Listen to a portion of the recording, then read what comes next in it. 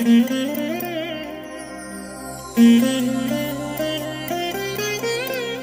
దినం పరము నుండి దిగివచ్చు మాట. ఇది నీ జీవితానికి వెలుగుల బాట. నీ ఒడిలో ఉంచబడిన దీవెనల మూట, అద్భుతాల ఆనంద ఊట.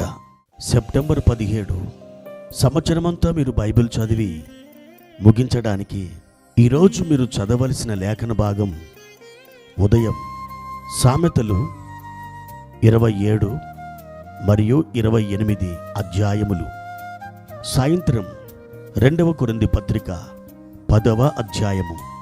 ప్రియమైన దేవుని బిడ్డలారా, ఈ ఉదయకాల సమయంలో ప్రభు మిమ్మల్ని దర్శించునుగాక. నిశ్చయముగా ఈ మాటల ద్వారా దేవుడు మిమ్మల్ని దర్శిస్తున్నారు. మీరు ఆయనకెంతో ప్రీతిపాత్రులు. మీరు ఆయన సన్నిధిలో మరవబడిన వారు కారు. ఆయన నిత్యము మిమ్మల్ని జ్ఞాపకము చేసుకుంటున్నాడు. ఆయన కృప తరతరముల వరకు ఉంటుంది. ఆయన చల్లని చూపు మీ మీద ప్రకాశిస్తుంది. ఈరోజు ప్రభువారు మనకు దయచేసిన వాక్య భాగాన్ని చదువుకుందాం. నిర్గమాకాండం 15వ అధ్యాయము 11వ వచనం. యెహోవా, వేలుపులలో నీ వంటివాడెవడు? పరిశుద్ధతను బట్టి నీవు మహానీయుడవు, స్తుతి కీర్తనలు బట్టి పూజ్యుడవు, అద్భుతములు చేయువాడవు, నీ వంటివాడెవడు? ఇశ్రాయేలు ప్రజలు నిన్నటి దినాన ఒక గొప్ప అద్భుతాన్ని చూశారు. ఏమిటి అద్భుతం?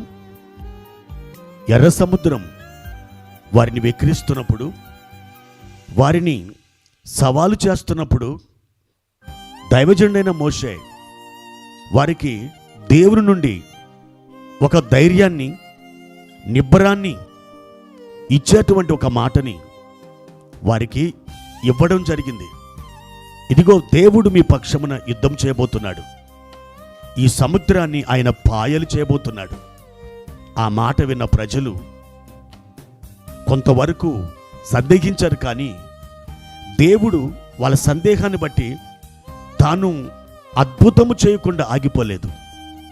ప్రియమైన దేవుని బిడ్డలారా, మీరు ఆయన అద్భుతములు చేయడానికి మీ విశ్వాసపు స్థాయి సరిపోలేదని ఆయన ఆగిపోడు.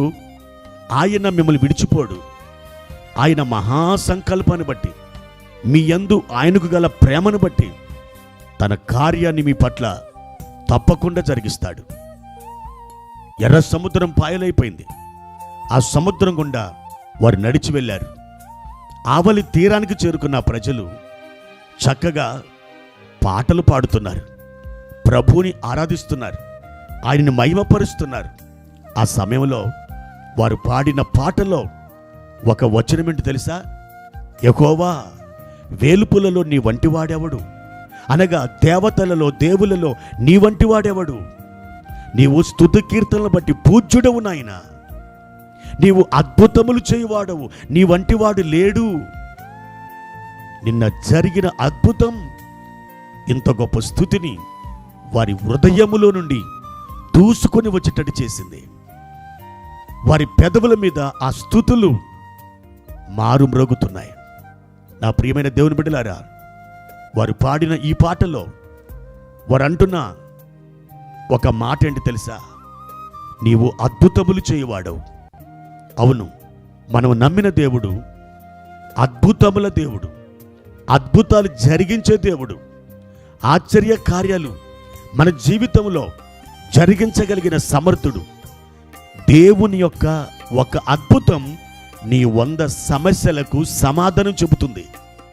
ఒకవేళ నీ పరిస్థితులను బట్టి నువ్వు పోరాడుతూ ఉండొచ్చు, నీ పరిస్థితులను బట్టి నువ్వు బాధపడుతుండొచ్చు, నీ పరిస్థితుల్లో అయ్యో నేను ఇలాగే ఇందులోనే చావవలసి ఉండునేమో అని మదన పడుతూ ఉండొచ్చు.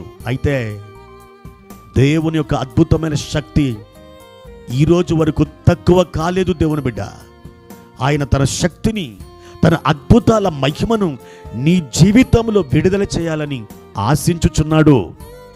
తప్పకుండా ఒక అద్భుతాన్ని నీ కొరకు ఆయన సిద్ధం చేస్తున్నాడు. ఒక అద్భుతం కొరకు ప్రార్థన చేయి. ఒక అద్భుతం కొరకు ఎదురు చూడు, ఒక అద్భుతం కొరకు నిరీక్షించు, ఒక అద్భుతం కావాలని దేవుని ఎదుట కనిపెట్టుకొని ఉండు. తప్పకుండా అద్భుతం జరుగుతుంది. ఈ రోజున అనేక మతాలలో మాంత్రిక శక్తులు ప్రయోగించేటువంటి ఆ మనుషులు అద్భుతాలు చేస్తున్నారు. అయితే ఈ రోజున దేవుడు అద్భుతాలు చేయలేక ఉండడానికి కారణం ఆయన శక్తి లేనివాడా?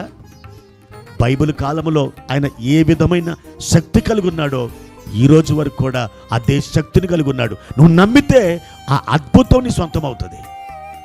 అంతేకాని ఎవరి ప్రసంగాలు విని ఈ రోజున దేవుడు అద్భుతాలు చేయడు, ఈ రోజున ఆయన అద్భుతాలు చేయడానికి ఇష్టపడతలేదు అని చెప్పినటువంటి మాటల్ని ఎంత మాత్రం నీవు మనస్సున పెట్టవద్దని ప్రభు నామములో మిమ్మల్ని బ్రతిమలాడుతున్నాను. దేవుడు ఈనాటికి నీ సజీవుడే, ఆయన మారలేదు, మార్పు లేనివాడు. నువ్వు ప్రార్థన చేయి, కనిపెట్టుకొని ఉండు. ఆయన సన్నిధిలో ఎప్పుడైతే నిలిచి ఉంటావో నీ కొరకైన అద్భుతాన్ని నువ్వు అనుభవించి తీరుతావు. నీ పిల్లల కొరకు అద్భుతం చేస్తాడు, నీ ఆర్థిక పరిస్థితులలో అద్భుతం చేస్తాడు, నీ కుటుంబంలో అద్భుతాలు చేస్తాడు, నీ విశ్వాస జీవితంలో, నీ శరీరంలో, నీ ఆత్మలో ఆయన అద్భుతాలు చేస్తాడు.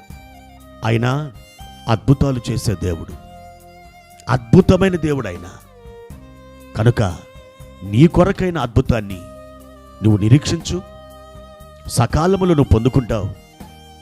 ఒకరోజు శుభవార్త విని నువ్వు సాక్ష్యం చెప్పడానికి ఆయత్తపడతావు. ప్రభు కృప నిన్ను నడిపించునుగాక. ప్రార్థన. పరమ తండ్రి, మీ ఘనమైన నామానికి వందనాలు. ఈ ఉదయకాల సమయంలో ఒక అద్భుతం కొరకు ఎదురు చూస్తున్నాం. అవును నాయన, నీవు మెసొపొతామియా దేశంలో మా పితరుడైన అబ్రహామునకు మహిమగల దేవునిగా ప్రత్యక్షమయ్యావు. అవును తండ్రి, మిగిలిన దేవతలకు దేవుళ్లకు లేని మహిమ ప్రభువా మీరు కలిగి ఉన్నారు. అదే మహిమ మా జీవితాలని నడిపిస్తుంది, అదే మహిమ మా జీవితాలలో అద్భుతాలు చేస్తుంది. ప్రభు, ఆ మహిమతో మా జీవితంలోకి దిగిరమ్ము నాయన. మీరు మహిమ పొందుమని యేసు నామములో ఈ ప్రార్థన అడుగుచున్నాను తండ్రి. ఆమెన్.